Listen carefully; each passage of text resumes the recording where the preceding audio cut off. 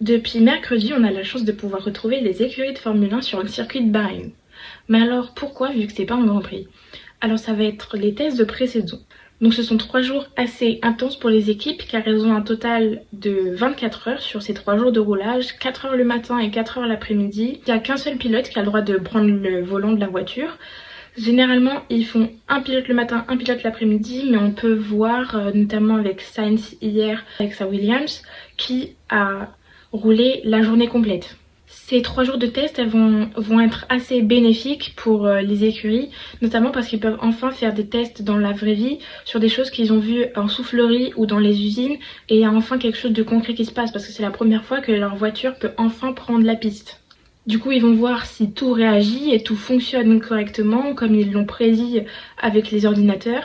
Si c'est non, ils vont essayer de le changer le jour J s'ils peuvent le changer le jour même. Sinon, ça va être rapporté au 3e ou 4e Grand Prix si c'est une pièce qu'il faut changer, qu'il faut refaire. Alors du coup, ils ont un cahier des charges qu'ils ont rempli avant de venir dans ces tests pour savoir exactement ce qu'ils devaient regarder, les informations qu'ils voulaient récolter, etc.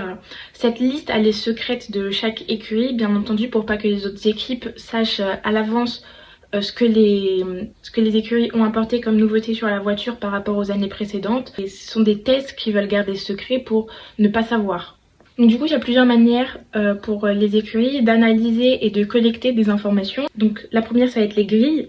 Elles vont collecter plein d'informations différentes sur les paramètres utilisés grâce à de nombreux capteurs qu'il y a dessus. Donc du coup, on voit très souvent ces grilles sur l'arrière de la voiture ou au niveau des roues pour collecter des informations. Et le deuxième, ça va être le Flovis. Donc c'est cette peinture fluo, souvent jaune, verte ou parfois même rose selon les voitures.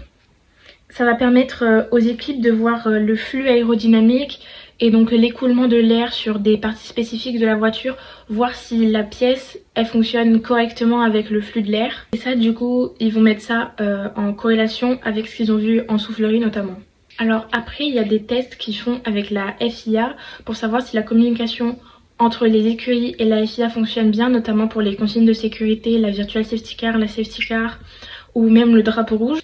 Et pour les pilotes aussi, ça va être bénéfique parce que ça leur permet d'enfin rouler après une très longue pause. Ça va leur permettre pour les rookies ou ceux qui ont changé d'écurie d'apprendre à communiquer avec les ingénieurs ou le reste de l'équipe.